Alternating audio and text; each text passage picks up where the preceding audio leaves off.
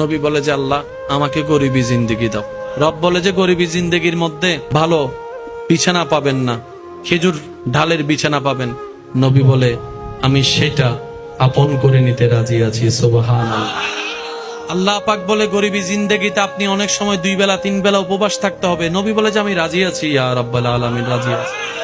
আল্লাহ পাক বলেন হাবিব এই গরিবী জিন্দেগির মধ্যে আপনি কাপড় পাবেন না ভালো। নবী বলে আমি রাজি। আল্লাহ পাক বলে হাবিব এই গরিবী জিন্দেগির মধ্যে আপনি ভালো কোনো পরিবেশ পাবেন না। নবী বলে যে আমি রাজি। জগৎ বলে ইয়া রাসূলুল্লাহ অপশন তো ওইটাও ছিল এটাও ছিল, আমরা হলে চোখ বন্ধ করে সেটা নিতাম। আমরা হলে চোখ বন্ধ করে সেটা নিতাম যেটা রবের পক্ষ থেকে এত আলিশান জীবন। নবী বলে যে আমি সেটা নিব না, আমি গরিবিটা নিব, আমি ক্ষুধার্ত থাকা নিব, আমি অভাবটা নিব, আমি খাবার কষ্ট নিব, আমি কাপড়ের কষ্ট নিব, আমি জীবনের কষ্ট নিব। ইয়া রাসূলুল্লাহ কেন? নবী বলে আমার পরবর্তী উম্মতেরা, গরিব উম্মতরা যখন আমি নবীর কষ্টের কথা শুনবে, আমি না খেয়েও ঈমানের প্রচার করেছি, ঈমানের উপর ছিলাম, আমি কষ্টের জীবন নিয়েছি, আমি কষ্টের জীবন যাপন করেছি, অভাবের জীবন যাপন করেছি। আমার উম্মতরা যদি অভাবে থাকে তখন আমার দিকে তাকায়, তারা ধৈর্য ধারণ করা শিখে ফেলবে। আসল পাওয়ারফুল ব্যক্তি কে জানেন? আসল ধনীকে, আসল দামি মানুষকে মনে রাখবেন। যার ক্ষমতা থাকার পরও ক্ষমতা দেখায় না, সেই হচ্ছে আসল পাওয়ারফুল ব্যক্তি। আর না হয় রিক্সাওয়ালার 60 টাকা বাঁচানোর জন্য তো অনেকে লেকচার মানে, সিনোস আমি কে? 3টা টাকা 4টা টাকা বাঁচানোর জন্য রিক্সাওয়ালাকে থ্রেট দেয়। You know who I am? সিনোস বেটা আমি কে? কার সাথে কথা বলস?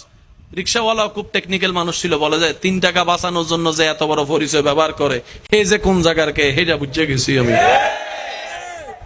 ক্ষমতাবান ব্যক্তিকে, যার ক্ষমতা আছে কিন্তু ক্ষমতা দেখায় না, পাওয়ার আছে পাওয়ার দিয়ে মানুষকে দাবায় না, এ হচ্ছে সবচাইতে বড় ক্ষমতাবানের ব্যক্তি দুনিয়ার মধ্যে। আসল ক্ষমতাবান ওদেরকে বলা হয়। আর যার ক্ষমতা নাই 10 ডিগ্রি দেখায় 100 ডিগ্রি, এ হচ্ছে ক্ষমতাবান না, এ হচ্ছে দেখানেওয়ালা বাটফার। কথা বলেন ঠিক কিনা?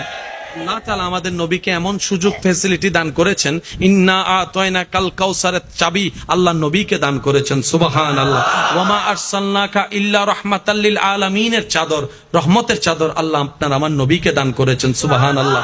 ইন্না আরসালনাকা শাহিদাও ওয়া মুবাশশিরাও ওয়া নাযীরা ওয়া দাঈয়ান ইলাল্লাহি বিইজনিহি ওয়া সিরাজাম মুনীরা, আল্লাহ আপনার আমার নবীকে দান করেছেন। সুবহানাল্লাহ। আর রহমান আল্লামাল কোরআনের নিয়ামত আল্লাহ আপনার আমার নবীকে দান করেছেন। ওয়ালা সাউফা ইউতিকা রাব্বুকা ফাতারদা, আল্লাহ আপনার আমার নবীকে দান করেছেন। ওয়ালাল আখিরাতু খায়রুল লাকা মিনাল উলা, আল্লাহর কাউকে দেয় নাই, আপনার আমার নবীকে দান করেছেন। এত কিছু থাকার পরও নবী পেটে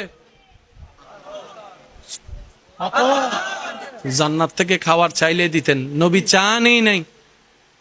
ইয়া রাসূলুল্লাহ আপনি চান না? নবী বলে যে আমি চাইবো না, আমি জমা রাখলাম, আমি জমা রাখলাম। কেন জমা রাখলেন? আমি এখন নিব না, হাসরের ময়দানে আল্লাহর কাছ থেকে এই নিয়ামতের বিনিময়ে বলবো আল্লাহ তুমি দোয়া করার অনুমতি দিয়েছো, আমি দোয়া জমা রেখেছি, তুমি নিয়ামত ব্যবহার করার অনুমতি দিয়েছো, আমি জমা রেখেছি, সব কিছু জমা রেখেছি। আজকে হাসরের ময়দানে তোমার দরবারে ফরিয়াদ করছি, এগুলা সব কিছুর বিনিময়ে আমার গুনাহগার জাহান্নামী উম্মতকে জান্নাতে দান করো। ও উম্মত, রাসূল বলে ও উম্মত, আমি খাই নাই তোদের জন্য, আমি পেটে পাথর বেঁধেছি তোদের জন্য, আমি কষ্ট আপন করেছি তোদের জন্য, আমি তায়েফের ময়দানে আঘাতের শিকার হয়েছি যাতে কিয়ামত পর্যন্ত তোরা ঈমান ইজ্জতের সাথে মাথা উঁচু করে দাঁড়াই থাকতে পারোস। 2 হাত তুলে দেখায় বলো ঠিক কিনা? আল্লাহ বলে যে নবী আমি আপনাকে খুশি করব। এবার আপনার কি মনে হয় আল্লাহ যারা খুশি করতে চায়? আমরা খুশি করতে চাইলে ভারী, অনেক সময় ভারী না। আল্লাহটা কি ভারী না বলে কোনো শব্দ আসেনি? কমতি বলে কোনো শব্দ আছে? জেদ জবরের 19-20 কোনো শব্দ আছে? এবার আয়াতটা খেয়াল করেন মাদ্রাসার ভাইরা, ওয়ালা সাউফা ইউতিকা রাব্বুকা। সুবহানাল্লাহ। নাও ভাই, ইউতিকা রাব্বুকা ফাতারদা। এবার একটু আশেক হিসেবে শুনেন, আমি আল্লাহ আপনি নবীকে ততক্ষণ দিতে থাকব যতক্ষণ আপনি খুশি না হন, যতক্ষণ খুশি না হন, যতক্ষণ খুশি না হন। সুবহানাল্লাহ জোরে বলি। ওয়ালা সাউফা ইউতিকা রাব্বুকা ফাতারদা। আমি আল্লাহ আপনি নবীকে ততক্ষণ দিতে থাকব যতক্ষণ আপনি রাজি না হন, যতক্ষণ আপনি সন্তুষ্টি না হন। আপনি যতক্ষণ সন্তুষ্টি না হবেন ততক্ষণ আমি দিতে থাকব। যতক্ষণ, এক কথায় আমাদের আঞ্চলিক ভাষায় বুঝলে এতটুকু বোঝা যায়, হে নবী যতক্ষণ আপনি বলবেন না বাস,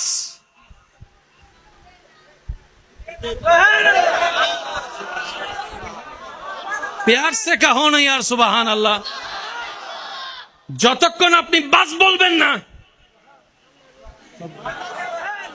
নিয়ামত চলতে থাকবে, রহমত চলতে থাকবে, অনুমতি চলতে থাকবে, মাগফিরাত চলতে থাকবে, জাহান্নামী জান্নাতি হতে থাকবে, হতে থাকবে। এবার আমি আপনাদেরকে একটু প্রশ্ন করি, আপনারা আমাকে উত্তর দিবেন। যে যাকে ভালোবাসে, যে যারকে পছন্দ করে, সবাই তাকে খুশি করতে চায়, খুশি রাখতে চায়, এটা তো কোনো সন্দেহ বুঝার জন্য বলা। আপনি যাকে ভালোবাসেন, পছন্দ করেন, আপনার প্রিয় মানুষটার রং যদি হয় নেভি ব্লু, আপনি তাকে সাদা কালারের কাপড় দিলে খুশি হবে? কেন? কারণ এটা ওনার পছন্দের কালার। তাহলে আপনাকে দেওয়ার আগে কি করতে হবে? ওনার পছন্দটা জানতে হবে। Which your favourite colour? তোমার পছন্দের কালার কি? সে বলবে আমার favourite colour black, blue, deep blue, কত ব্লু, কত কালার যে আছে। আমার ফকল 3000 গোজার আর কিছু না জানি। আমরা বেশি থেকে বেশি জানি সাদা, কালা, নীল। আর আমার মা বোনকে যদি জিজ্ঞেস করেন কালার, আপনাকে পাগল ভরে ফেলবে, আপনি তো নিজে হারাই যাবেন এই কালারের নামে নামে।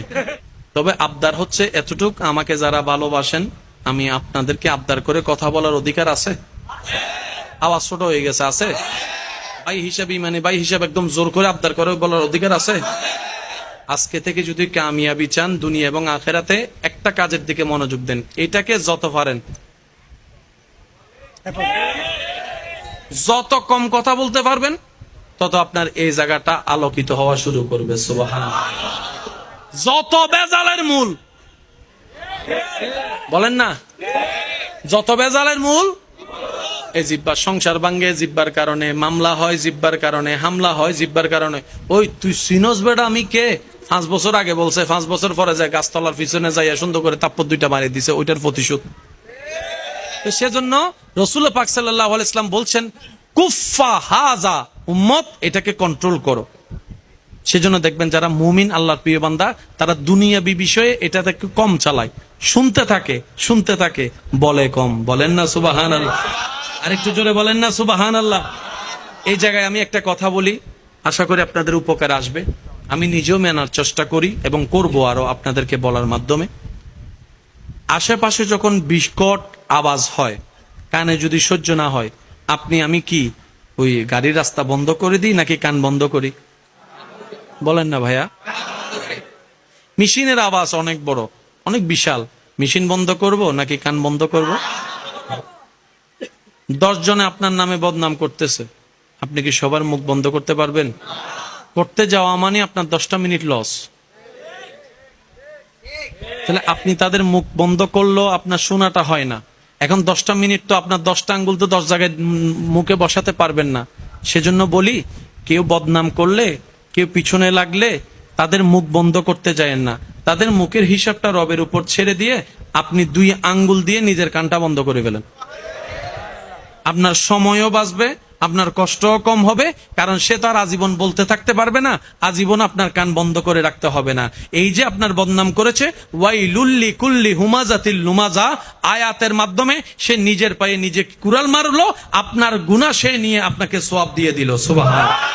সেজন্য বদনামকারীকে কখনো ঘৃণা করেন না, সে আপনার আসল বন্ধু, যে আপনার গুনাহ নিয়ে নিজের সওয়াব আপনাকে খুশি মনে দিয়ে দিচ্ছে, ঠিক কিনা? তা আমরা কি মানুষের মুখ বন্ধ করতে যাওয়া ঠিক হবে, নাকি নিজের কান বন্ধ করা? একটু জোরে বলেন তো কি? কারণ নিজের কান বন্ধ করলে নিজের একটা স্বাধীনতা আছে না নাই? কিন্তু আপনি যদি কারোর মুখের মধ্যে আঙ্গুল দিতে যান, তখন আবার গণদুলাই খাওয়ারও একটা সুযোগ। কিরে তুই আন মুখত কাট দিলি, কিছু মিয়াই দিস ফানলার, তো সুযোগ রিস্ক আছে না নাই? সেজন্য মানুষের মুখ বন্ধ করতে যায়েন না, কিছুক্ষণের জন্য আল্লাহর উপর ধৈর্য ধরে। এবার সে যা চিল্লাচ্ছে, আপনি এদিকে জিকির করা শুরু করছেন, লা ইলাহা ইল্লাল্লাহ, লা ইলাহা ইল্লাল্লাহ, লা ইলাহা ইল্লাল্লাহ, লা ইলাহা ইল্লাল্লাহ, লা ইলাহা ইল্লাল্লাহ, লা ইলাহা ইল্লাল্লাহ। বলেন সুবহানাল্লাহ। এবার বলেন লাভের মধ্যে কে থাকবে, সে না আপনি? এই লাভের হিসাবটা মাথায় রাখেন। এবার স্বামী চিল্লাচ্ছে, বউ যদি স্বামীর সামনে এমনে করে রাখে, তাহলে খাজনার চাইছে তো বাজনা আরো বাইরে যাবে। বিষয়টা কি বুঝাতে পারছি? তো সব জায়গায় আঙ্গুল দিয়ে কান বন্ধ করতে হবে না। আপনি যখন এটার প্র্যাকটিস করে ফেলবেন, একটা সময় গিয়ে আপনার সামনে কথা বললো আপনার কানে শুনবে না, তখন কি আপনার মন ধ্যানে, তখন আপনি মনে মনে রবের জিকির করা শুরু করবেন। দেখবেন আপনার ব্রেন রবের লা ইলাহা ইল্লাল্লাহ জিকিরের দিকে চলে যাবে, কান খোলা থাকবে, আওয়াজ আর ঢুকবে না। বলেন না সুবহান। আল্লাহ আমাদেরকে নিয়ামত অর্জন করে চলার তৌফিক দান করুক, অন্যের মুখে হাসি ফুটানোর তৌফিক দান করুক, অন্যের জীবন আলোকিত করার চেষ্টা করার তৌফিক দান করুক। অন্যের মুখে, অন্যের চোখে চোখের পানির কারণ হয়ে জীবন আমাদের সুন্দর করার দরকার। কারণ রবের বান্দার জীবন যে অসুন্দর করে, রব তাকে কখনো জীবন সুন্দর হতে দেয় না। আল্লাহ আমাদের বোঝার তৌফিক দান করুক। আমরা অন্যের দোষ খুঁজতে খুঁজতে নিজের দোষের জন্য তওবা করতে মনে নাই। একটু জোরে বলেন না রে ভাই।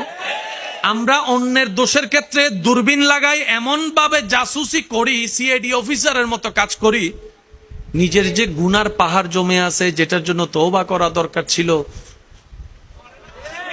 তাহলে ওর দোষ ধরেও লাভ হলো না, নিজের তওবা না করেও লাভ হলো না। তাহলে দুনো দিকেই আপনি আমি লসের মধ্যে আছি। আর লসওয়ালা বোকা কখনো আল্লাহর বান্দা হতে, কারণ আল্লাহর বান্দারা সবসময় বেনিফিটে থাকে, লাভে থাকে, ওরা কখনো লসে থাকে না। সেজন্য এইসব বিষয়গুলোকে একটু ঠান্ডা মাথায় মনোযোগ দিয়ে পরিবর্তনের আমরা যদি চেষ্টা করি, আমাদের অনেক অগোছানো পথ দেখবেন যে আল্লাহ দয়া করে নিজেই গোছাই দিবেন। বলি সুবহানাল্লাহ।